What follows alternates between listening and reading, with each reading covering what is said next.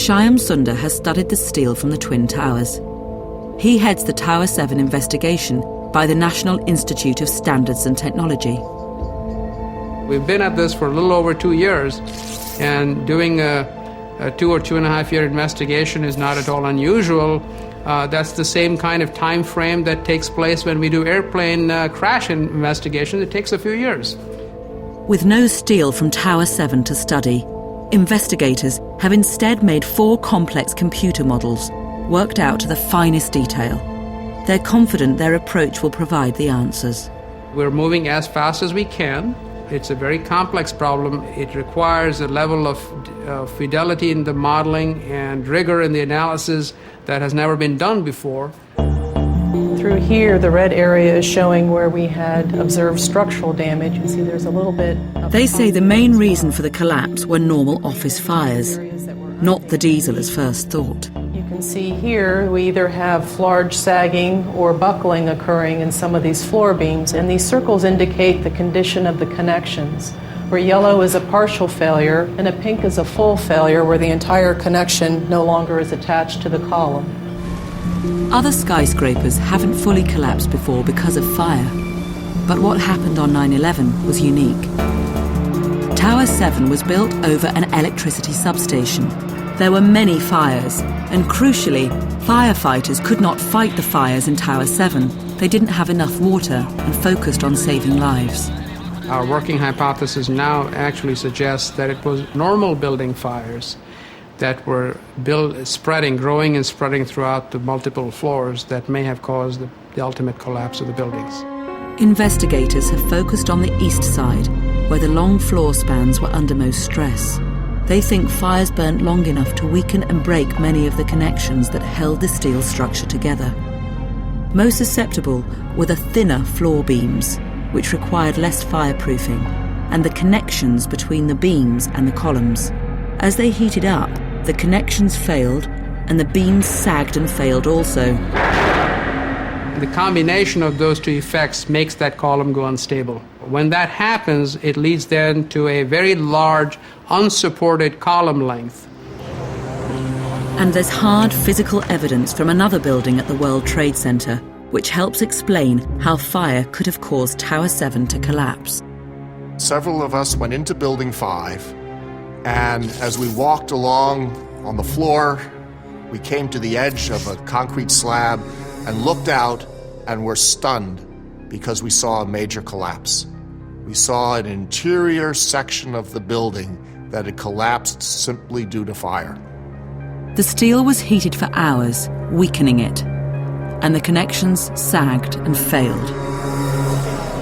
But what about the speed and neat symmetry of the collapse? The penthouse dropped, and then the entire perimeter of the main building begins and goes straight down in 6.5 seconds, which is virtually free fall speed. It turns out that when you have connections that essentially don't have strength for the loads that they are being subjected to, and you have this massive failure of a column, it does not take time. The structure has lost all integrity at that point in time. The final report on 9/11 is promised soon, but there's already a fierce battle on the airwaves and the internet. Call for quiet on the set. Live, free or die. Good evening, and welcome to Hardfire. I'm Ronald Wick. Tonight, a community TV station in New York hosts a regular program aimed at debunking conspiracy theories. They had a big head start. When I got involved in this in April of 2006, there were already over 1 million pages on the internet devoted to 9/11 conspiracy theories. There is nothing that could falsify their beliefs. Yeah, it's a religious purely belief. faith. In other words, there is simply no evidence that you could show them. The entire game is being selective with them. It's picking little anomalies out. Some of them are big anomalies, the way they see them. But not connecting them in any coherent way. There's no coherent hypothesis, and we keep asking for one. How does this fit into any larger theory?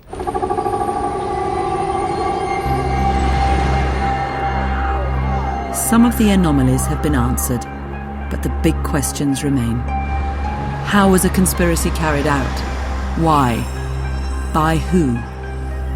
And was it an inside job? The chief counter-terrorism advisor to President Bush on 9/11 was Richard Clarke, and he was with Vice President Dick Cheney in the White House that morning.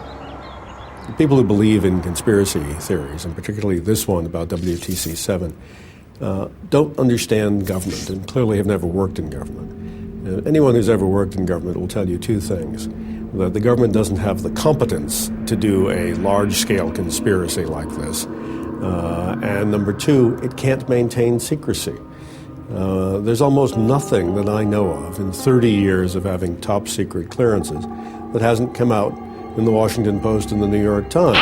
There can be no whitewash at the White House. So there's no way this conspiracy of knocking down WTC-7 could have happened.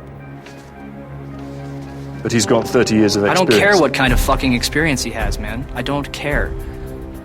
He's a person in the system. Of course he's going to tell you those kinds of things. You honestly think Richard Clarke is going to come out and say, oh yeah, of course the government was part of it. Oh yeah, of course there's a cover-up. No, he's going to fucking toe the party line and defend the government. He's going to defend his ex-bosses. Come on, man. The former chief counter-terrorism advisor does not think there's anything mysterious about Tower 7. I was in the World Trade Center 7 on a number of occasions. This was an office building in downtown New York. I mean, the fact that there were some government agencies in there is certainly true, but there were lots of other people in there too, and you could have rented an office or floor. Anybody could have. Every weekend, self-styled 9/11 truthers gather at Ground Zero. We think we're being lied to, and we can prove that. We're giving out free information about questions of 9/11, and we're giving out free DVDs. This is not a protest, this is a vigil of just giving out free information. Now, we don't come up with any particular theories. We're not going to tell you what happened because we don't know what happened. And I think it's extremely disrespectful from somebody outside of 9/11 to tell you exactly what happened because these questions are unanswered. You know, questions of what happened to World Trade Center 7 are unanswered. I guess everyone's entitled to their opinion. It kind of angers me because I was there. I've heard people talk about it that come from Cincinnati and California and wherever else they come from. I was here, you weren't. I think they have no respect for all the friends of mine that I lost and all the people that died that day. It's like a slap in their face. Nearly 3,000 people died on 9/11, including 343 New York firefighters. The man who was in charge that day hopes the official report on Tower 7 will finally end a painful chapter in America's history. Conspiracies can always be more exciting than the real thing because you can always add to them. It makes for great fiction, and I enjoy great fiction myself, but when it comes to real life, I think we have to know one side of the page is real life, one side of the page is fiction, and draw the line between them and live in the real world and enjoy our fiction as fiction. Find out more about this programme and others in the Conspiracy Files series at our website bbc.co.uk/conspiracy files. Test yourself on the biggest modern conspiracy stories and tell us what you think.